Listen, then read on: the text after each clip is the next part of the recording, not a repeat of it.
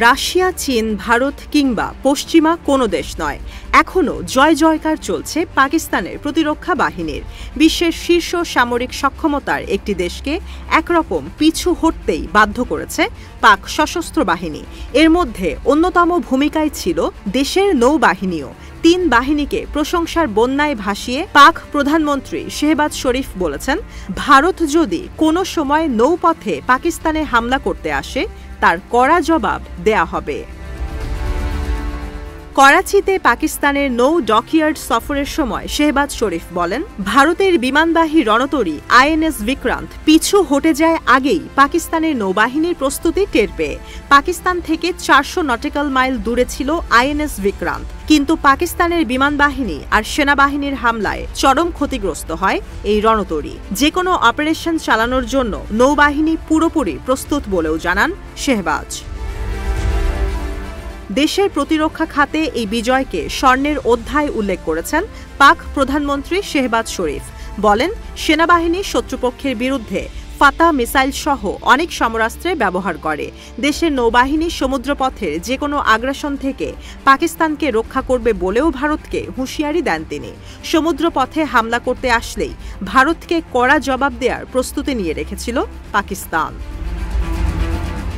শেহবাজ শরীফ বলেন, ১৫ বছর ধরে অত্যাধুনিক প্রযুক্তিতে সমৃদ্ধ হয়েছে পাক নৌবাহিনী।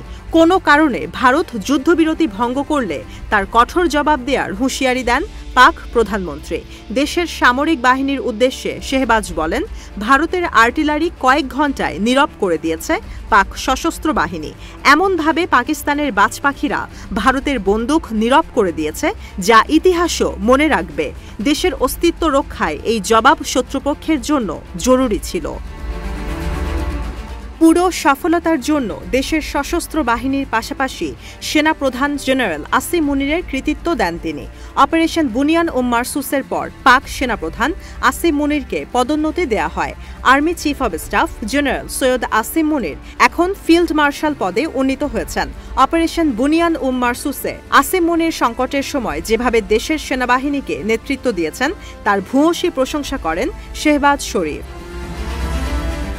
এদিকে একই সময় ভারতের আর্মি এয়ার ডিফেন্স মহাপরিচালক লেফটেন্যান্ট জেনারেল সুমের ইভান ডি চৌহান বলেন, ভারতের সেই সক্ষমতা আর সমরাস্ত্র আছে যে পুরো পাকিস্তানে হামলা করতে পারে। এমনকি প্রতিবেশী দেশটির গভীরে হামলার সক্ষমতাও আছে ভারতের সশস্ত্র বাহিনীর। যদি পাকিস্তান সেনাঘাঁটি রাওয়ালপিন্ডিতে স্থানান্তর করে, সেই স্থানও ভারতের সামরিক বাহিনীর হামলার নাগালে থাকবে। ভারতের হামলা থেকে বাঁচতে তাদের খুঁড়তে হবে গভীর গর্ত।